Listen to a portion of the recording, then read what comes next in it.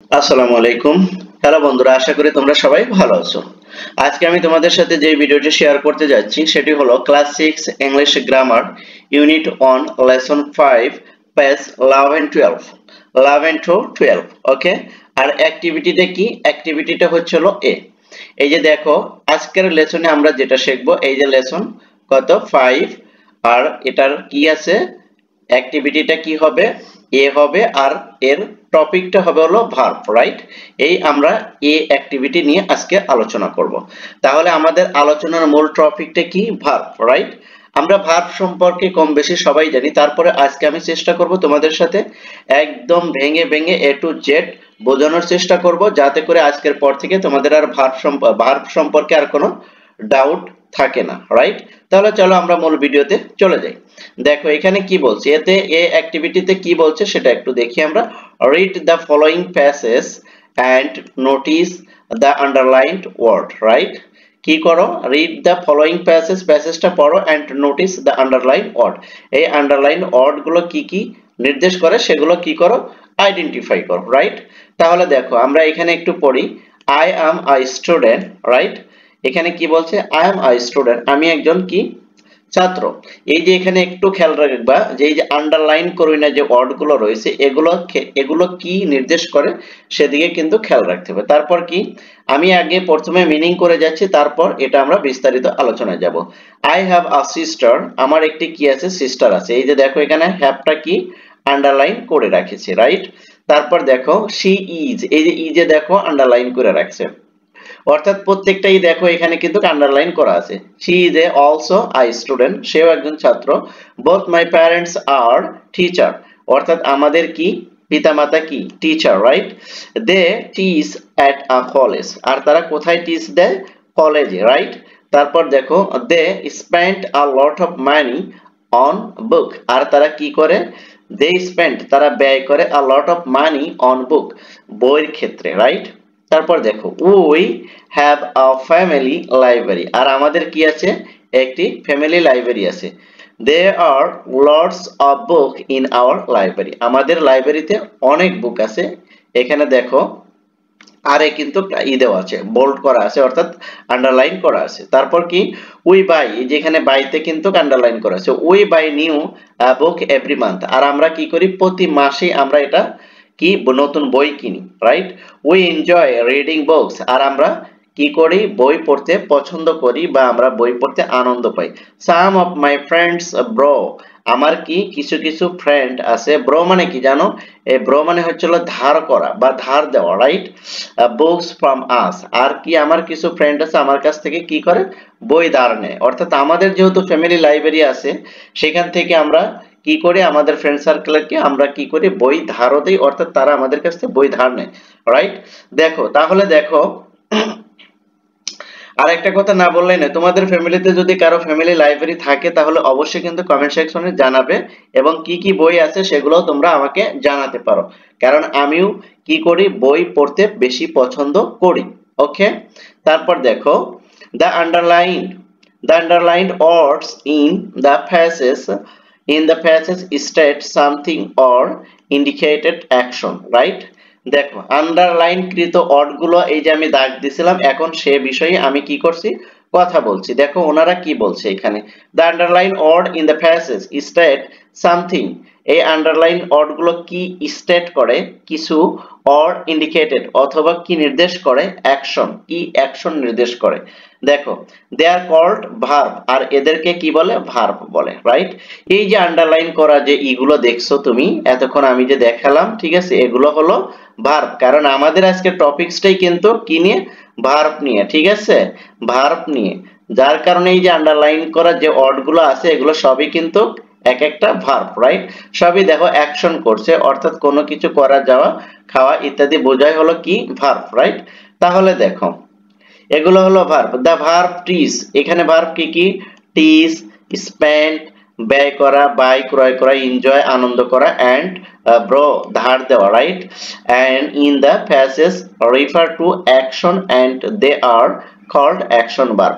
আর এই যে ভার্ব গুলো যে দেখলা না, এগুলো সবই কি?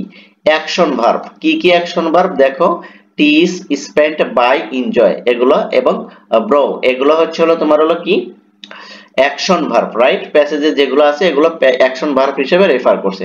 অন দ্য আদার হ্যান্ড, এবং অন্যদিকে দেখো, অন্যদিকে আরেকটা কি বলছে, am, is and are indicated conditions or states, এইগুলোর am, is, are এগুলো কি কন্ডিশন করে, রাইট? am, is, are এগুলো কি? they are এগুলো হলো called state verb or to be verb, এগুলোকে কি বলে? to be verb বলে, রাইট?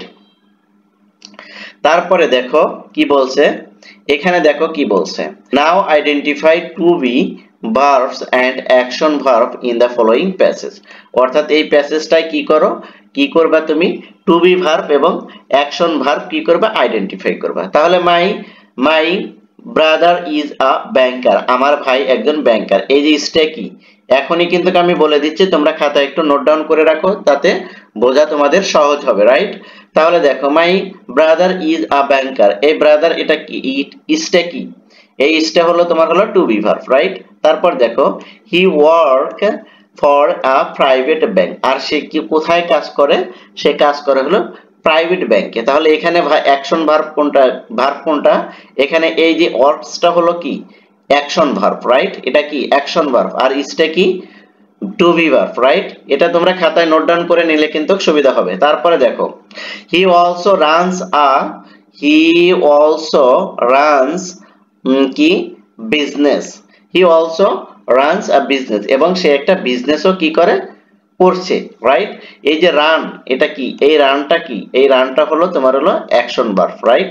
তারপর দেখো সাম অফ হিজ ফ্রেন্ডস তার কিছু বন্ধু হেল্প হিম তাকে সাহায্য করছে ইন হিজ বিজনেস, তার বিজনেসে, এই যে এখানে যে হেল্পটা আছে না, হেল্পটা কি, হেল্পটা হলো অ্যাকশন ভার্ব, রাইট?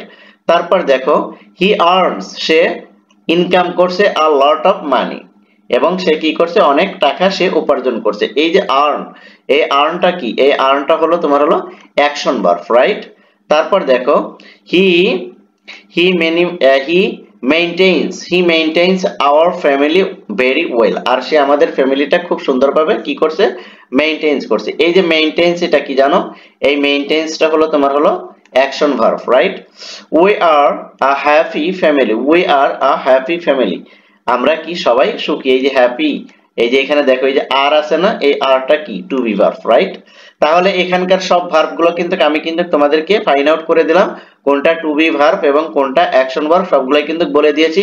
আশা করি তোমরা খাতায় এগুলো নোট ডাউন করেছো। এরপরে দেখো আমরা যেটা পড়বো সেটা হলো activity B, right? Activity B তে কি বলে সেটা আমরা একটু দেখবো আজকে, রাইট? তাহলে দেখো অ্যাক্টিভিটি বি তে কি বলছে, read the following sentence and see time reference and form of the verbs in bold, অর্থাৎ বোল্ড করা লেটার গুলো কি কি ভার্ব আছে সেগুলো তোমরা কি করো, আইডেন্টিফাই করতে বলছে। দেখো I invited him to a party, আমি তাকে ইনভাইট করেছিলাম কি একটা পার্টিতে। He has also invited, সে কি করেছিল, invited me to a dinner at his house, আর সেও আমাকে ইনভাইট করছিল তার হাউজে ডিনারের জন্য। She entered, সে এসেছিল the class late yesterday, সে গত ক্লাসে কি লেটে এসেছিল, বাট টুডে, কিন্তু আজকে she has entered, সে প্রবেশ করেছে the class on time, নির্দিষ্ট সময়ের মধ্যে, রাইট? তারপরে দেখো নাসির ফেল করছে ইন দ্য এক্সামে, বাট হিজ ইয়ঙ্গার ব্রাদার, কিন্তু তার কি ছোট ভাই কি has never failed in any exam, কিন্তু তার ছোট ভাই কোনো এক্সামেই ফেল করেনি। এবার দেখো এখানে কি বলে, the verbs refer to past time, অর্থাৎ কি এই ভার্বগুলো কি করছে, রেফার করছে পাস্ট টেন্স কে, right? Past time and also past action, এবং এটা কি পাস্ট অ্যাকশন কে রেফার করছে, but result of which are still present, কিন্তু তার রেজাল্ট এখনো কি আছে, বাকি আছে। যেমন কি দেখো D or ED has been added to the base form of the main verb, অর্থাৎ এই ভার্বগুলোর শেষে কি করে, অ্যাড ডি আর তারপরে ডি অথবা ইডি has been added, যদি যোগ হয় তাহলে এটা বেস ফর্ম হবে to from past tense, to form past টেন্সের, right? And past participle form of verb এবং পাস্ট পার্টিসিপল ফর্ম, অর্থাৎ ডি বা ইডি যোগ করে পাস্ট টেন্স এবং পাস্ট পার্টিসিপল ফর্ম করা হয় সেটাই বলছে। দে আর কল্ড, এগুলোকে কি বলা হয়? Regular verb. অর্থাৎ যেই ভার্ব গুলোকে কি পাস্ট এবং পাস্ট পার্টিসিপল ফর্ম করা হয় ডি অথবা ইডি যোগ করে, সেগুলোকে কি বলে? রেগুলার ভার্ব বলে। অন দ্য আদার হ্যান্ড, অন্যদিকে they are many there are many verbs of which do not take a regular d or ed from their past and participle form, অর্থাৎ অন্যদিকে আবার কিছু ভার্ব আছে যেগুলোর শেষে ডি অথবা ইডি যোগ করে পাস্ট বা পাস্ট পার্টিসিপল ফর্ম হয় না। দে আর কল্ড, সেই ভার্ব গুলোকে বলে ইরেগুলার ভার্ব। আশা করি তোমরা বুঝতে পেরেছো। অর্থাৎ যেই ভার্ব গুলোর সাথে কি ডি বা ইডি যোগ করে কি পাস্ট পার্টিসিপল করা হয় সেগুলোকে বলা হয় রেগুলার, আর যেটা হয় না ইডি যোগ করে পাস্ট পার্টিসিপল ফর্ম হয় না সেটাকে ইরেগুলার ভার্ব বলে। এখানে একটু দেখো, look at the following example of irregular verb. Irregular ভার্বের কিছু এক্সাম্পল এখানে দেখাচ্ছে। দেখো এক নম্বরে কি বলছে, দেখো একে দেখো কি বলছে, আই রোট আ লেটার ইস্টারডে, আমি একটি চিঠি লিখেছিলাম গতকাল। এই যে রোট, দেখো রোটটা কি? ইরেগুলার ভার্ব, অর্থাৎ এর পাস্ট পার্টিসিপল ফর্ম যে হইছে পাস্ট টেন্স এবং পাস্ট পার্টিসিপল ফর্ম, এটা কিন্তু ভিতরের কি ভাওয়েল বা লেটার পরিবর্তন করে হয়েছে, রাইট? হি হ্যাজ রিটেন, সে অনেক বইগুলো কি করেছে? লিখেছে, রাইট? তাহলে এই যে রিটার্নটা দেখো, রোড তারপরে কি হয়েছে? রিটার্ন, পাস্ট পার্টিসিপল এসে রিটার্ন হয়ে গেছে। তার মানে কি এটা কি লেটার পরিবর্তন করে যেই ভার্বটা হয় কি পাস্ট পার্টিসিপল করা হয় সেটা কি? Irregular, right? তারপর দেখো, he went to Dhaka last week, সে কি করেছে? গত সপ্তাহে ঢাকা গিয়েছিল, রাইট? তারপর দেখো, she has gone to school, সে স্কুলে গিয়েছিল। এই যে ওয়েন্ট এবং গন, দেখো গো ওয়েন্ট গন, এখানে কি দেখো সবগুলোই কিন্তু লেটার পরিবর্তন করে কি করা হয়েছে? পাস্ট পার্টিসিপল ফর্ম করা হয়েছে, যার কারণে এই যে গো এবং ওয়েন্ট এটা কি? এটা হলো ইরেগুলার ভার্ব, রাইট? তারপর দেখো, দে বট এ কার লাস্ট ইয়ার, আর কি? দে বট, তারা ক্রয় করেছিল আ কার লাস্ট ইয়ার, গত বছরে একটি গাড়ি ক্রয় করেছিল। এই যে বট আর we have brought a house, আমরা একটি বাড়ি কি? আমার একটি বাড়ি ক্রয় করেছিলাম, রাইট? এখানে দেখো এই যে কি বলে, এই ব্রট আর এই বট, ঠিক আছে, এটা কিন্তু ইরেগুলার ভার্ব। আশা করি তোমরা বিষয়টা বুঝতে পেরেছো। তারপর দেখো, this example of irregular verb, এগুলো হলো এক্সাম্পলটা কিসের? কি কোন ভার্বের? ইরেগুলার ভার্বের। নন অফ দিস টেক কি? None of this take D or ED for forming past tense and past past, অর্থাৎ পাস্ট পার্টিসিপল ফর্মে এগুলো কি হয় না? ডি বা ইডি যোগ করে হয় না, রাইট? তারপর দেখো, here are some more regular and irregular verbs, আর এখানে কি করা আছে? অনেকগুলো রেগুলার এবং ইরেগুলার ভার্বের এক্সাম্পল দেওয়া আছে, এগুলো আমরা পরবর্তীতে আলোচনা করব। এর পরবর্তীতে আমরা যে ভিডিওটা মেক করব সেগুলো আমরা এগুলো তোমাদেরকে আনসার শিট সহ দেখাবো, এবং এগুলো কিভাবে আনসার শিট করতে হবে সবকিছু আমরা তোমাদেরকে শেয়ার করে জানাবো। সো আজকের ভিডিওটা এ পর্যন্তই। এই ভিডিও থেকে যদি তোমরা কোনো কিছু শিখতে পারো, অবশ্যই এই ভিডিওগুলো তোমাদের ফ্রেন্ড সার্কেলের ভিতরে শেয়ার করে দিবে। আর এই ভিডিওগুলো যদি কোথাও বুঝতে তোমাদের কোনো সমস্যা হয়, তাহলে অবশ্যই কমেন্ট সেকশনে আমাকে জানাবে, আমি কমেন্টের রিপ্লাই দেব ইনশাআল্লাহ।